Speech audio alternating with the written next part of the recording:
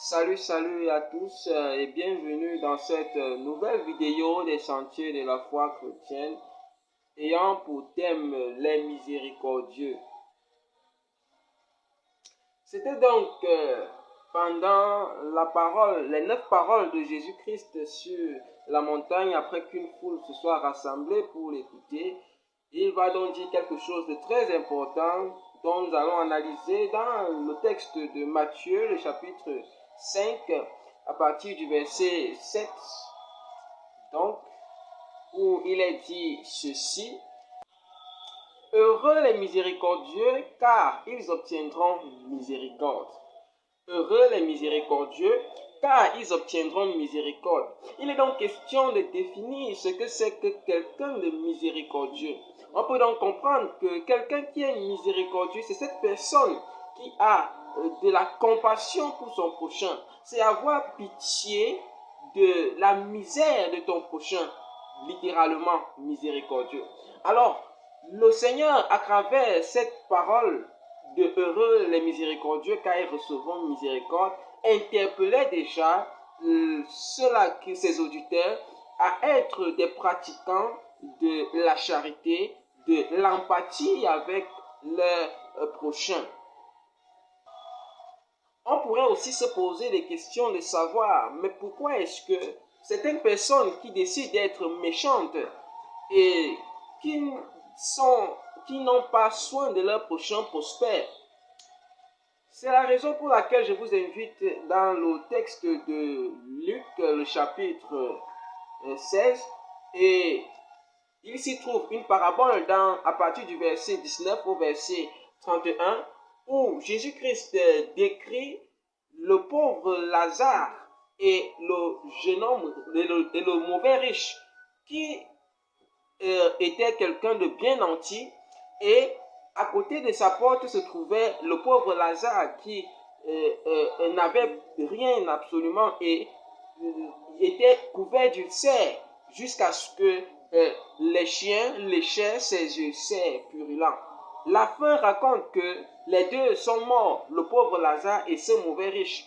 Mais seulement Lazare s'est retrouvé auprès d'Abraham en paradis, et le jeune homme riche s'est retrouvé dans une situation difficile et compliquée où il y avait du feu et du soufre.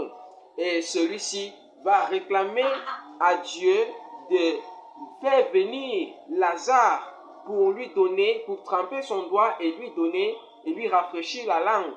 Et Dieu de lui dire de se rappeler que pendant sa vie sur terre, il avait des biens et il n'a pas pu être compatissant avec Lazare. Tout donc, le Seigneur invite à travers cette parabole à être ceux-là qui sèment de bons fruits, parce qu'on finit toujours par récolter ce qu'on a semé. La parabole n'est pas là pour nous faire comprendre que lorsqu'on meurt, on va directement en paradis ou en enfer. Mais cette parabole voudrait nous rappeler que ce que nous semons, nous allons récolter. Mais le Seigneur nous invite à être charitable, à être miséricordieux. Dans une autre parabole, le Seigneur va également répliquer dans ce sens en décrivant la situation d'un homme qui part de Jérusalem à Jéricho et qui s'est fait tabasser par des brigands. L'histoire raconte que un sacrificateur est passé par là et l'a vu dans cette situation, mais passa outre. Et un lévite également était passé par ce chemin, le vit et passa outre. Mais un samaritain qui s'était approché, l'ayant vu, le prit, le soigna, pansa ses blessures. Et la fin de cette parabole, donc, Jésus-Christ pose une question, celle de savoir qui est le prochain de ce brigand qui s'est fait tabasser et laisser à demi-mort. Et le pharisien, le docteur de la loi, à qui il s'adressait, répondra: le samaritain est celui-là qui est le prochain de cet homme qui a été frappé à demi-mort. Et Jésus-Christ dit donc: va et fais de même. Le Seigneur aimerait que nous puissions être miséricordieux. Cette miséricorde est un fruit de l'esprit. C'est quelque chose, donc, de Dieu qui doit caractériser les enfants de Dieu. Et c'est un sentier de la foi chrétienne. Es-tu miséricordieux? As-tu devant ta porte des personnes pauvres comme le mauvais riche avait dans sa porte le pauvre Lazare? Il est temps maintenant d'exercer de l'empathie, de la miséricorde envers ces personnes. Prions. Dieu notre Père, notre Roi, nous te bénissons pour ces paroles.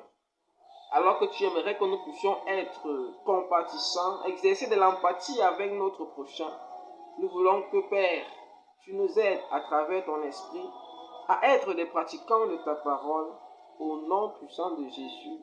Amen.